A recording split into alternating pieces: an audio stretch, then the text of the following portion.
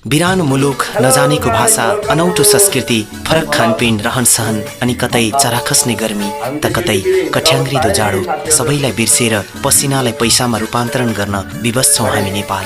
अनि परदेशको सुख सुविधा जेसुकै होस्, त्यही जन्म ठाउँ गाउँ बेसिएको उकालो ओह्रालो, हिलो धुलो अनि आमाले बनाएको गुन्द्रुक, ढिँडो र आँटोको तुलना केसँग गर्न सकिएला?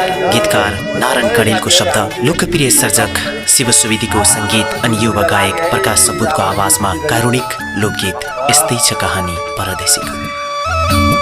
ठुला ठुला समुद्र छन् खोली भेटिँदैन, ठुला ठुला समुद्र छन् खोली भेटिँदैन, मूलको पानी खाए जस्तो तिर्खा भेटिँदैन। साथीहरु हामी चाहिँ ड्युटीतिर लाग्यो है। ल लागियो।